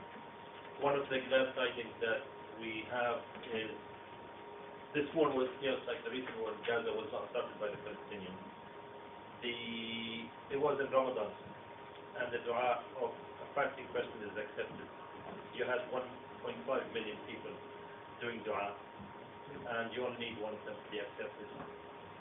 The dua of the oppressed person is accepted, and 1.5 million people plus 1.5 billion people were doing dua. You only need one of them to be accepted. It's like the dua of under fire in a war is accepted, and the dua, it's like, so there are, it's like Allah accepts dua, and a lot, it's like amazing things will happen. So we have to do the right thing and do the, like we said. Inshallah. Are you planning on doing Itikaf again next year? And is there yeah, inshallah. Yeah, we're going to do Itikaf every year, inshallah, until they actually close off the masjid. And a lot of people are actually expecting this is going to be the last year that Masjid Al-Aqsa will be in its full state. I've heard that from the church ministers from Jerusalem, and I've heard it from the Palestinians as well. But we'll go, inshallah, still every year. And the plan next year will be slightly different. Normally we take people of a young age, because it's quite a lot of walking, it can be quite a lot of exertion, and sometimes the sights that you see can move you a bit too much, so you need to be kind of strong-hearted.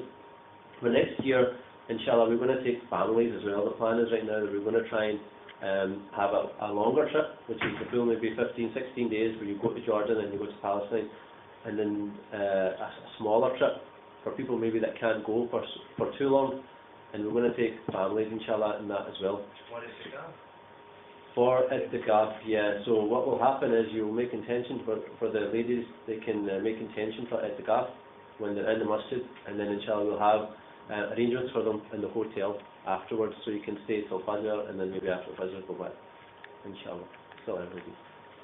But if you're interested in that, then inshallah, my friends at Al-Aqsa have regular events, and they have an email, which you can email them at glasgow@aqsa.org.uk, just to get regular updates on that. Maybe take a list of Not right now, it's too early. The flights aren't yeah, we can do. Yeah, if you're interested in going on Itikaf next year, then please give your name to the stall, sisters at stall. They'll take your name and your email address, and inshallah we'll send you an email closer to the time. It's normally about February time when the flights start to come available. I think when you say Itikaf, just explain Sunnah a little bit. Yeah, so okay, there's two types of Itikaf. One is the Sunnah Itikaf, which is the 10 days where you spend in the masjid without leaving the masjid, and you just focus on your ibadah. You throw yourself at the door of Allah subhanahu wa ta'ala, and you ask Him to forgive you. You leave the world behind, and inshallah your intention is to follow that Sunnah of Rasulullah sallallahu alaihi wasallam, where he did every single year of his life apart from 1 year. And that's the Sunnah Itikaf. And then you have the Nafil Itikaf, where you come and stay as long as you can, and then you can leave. And so a couple of the brothers that were with us did this, and they used to go out and they used to get us some sahur sometimes, or they used to go on the tours, like they went into tunnels at one point. So they kind of came, spent as long as they could in the masjid, and then they left. So that's the difference between Sunnah and Nafil Itikaf. In Nafil Itikaf you can go whenever you want, come and go. And You can choose your own. you can, yeah, you make the intention. Obviously the reward for Sunnah is far greater, far greater. Any other questions? Yes, Sheikh. Can I just, on the, you mentioned about boycotts, there is another boycott that you did mention, but just passed briefly. There's obviously the thought of a young teenage boy being taken, unjustly beaten, made to drink petrol and then burnt alive. And this is a horrendous oppression, but that happened in Pollock Shields by a Muslim gang who were full of alcohol, which is sold by the United Cash and Carries, and these are our Muslim politicians. I think we also need to remember to boycott them, to write to them, and to end this oppression of we should have friends of the Scottish people as well as friends of Al-Aqsa. And that's something that we don't hear enough of. It's not something that's far away.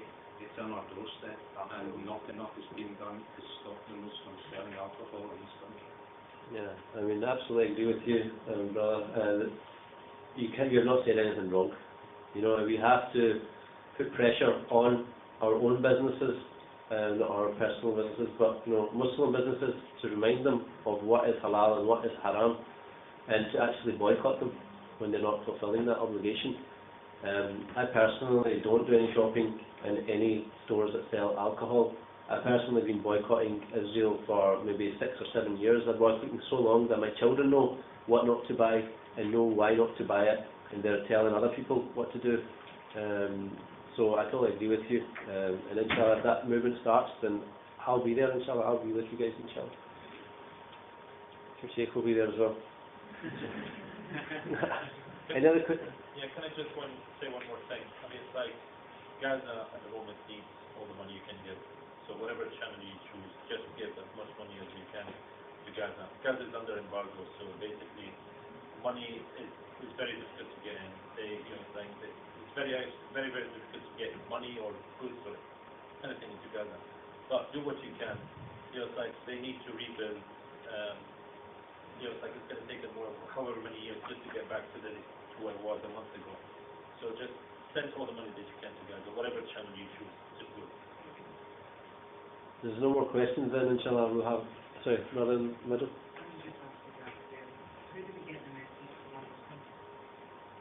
The situation in Palestine is not a faith issue. It's very close to Muslims because of the land is very blessed and is mentioned in the Quran. But this is a humanitarian issue. This is a question of humanity. And as Brother Sohail mentioned, there's breaches of human rights happening all the time. And one of the simplest ways to convey that is by using the example of children. You'll probably see a leaflet outside the stall and it says children in Palestine, the children of Palestine. If you can pick out the key facts of that and you can convey that to a non-Muslim, you'll be able to convince them, inshallah, that this is more than faith. And it's important that we realise that when we're talking to politicians as well. Don't mention Islam. There's no need to mention Islam. The wall is illegal. Administrative detention is illegal. The occupation is illegal. The siege is illegal. All this stuff is illegal, and it's got nothing to do with Islam. You don't have to mention Islam to talk about that. Okay, whether you're a Christian, you're under the same conditions in Gaza. They said there was like dozens of Christian casualties as well. So there's no need to focus on Islam. When it comes to Masjid Al-Aqsa, yeah, it's very significant to us, and the land is very significant to us, but there's no need to bring that up in a conversation with an MP or even a non-Muslim. Focus on the human rights aspects of it. Sorry, but I'd just like to mention something as well.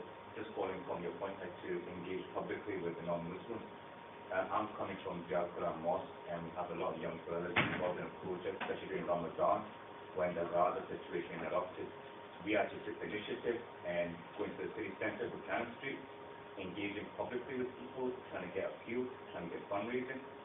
And alhamdulillah, let me tell you, see, Glasgow is probably the most compassionate city I can be very proud of. The amount of support from the non-Muslims to say it's wrong, exactly what you mentioned, this spot on humanitarian. That's the angle what everyone sees. They say it does not matter what religion you're from, it's the fact that people are getting killed, and it's just horrifying. And the fact that there's continuous support, so just engage publicly. I mean, we're doing it continuously now, and it's an initiative still continuing. So get in touch with us as well if you want to get involved, because what's happening is we actually going to universities now, especially Caledonian University, Stratford University, and we actually engage with students to do so. I made quite a few contacts and network with a lot of people. Our community is actually progressing now quite significantly. So that's something you guys can do as well, okay? Well, you guys, I want to wrap it up there, okay? Sheikh, would you like to? We'll do the dua after Salah, inshallah. Yeah, okay. So can the brothers maybe make their way out? If you need to do wuzu, and we'll inshallah meet in the masjid.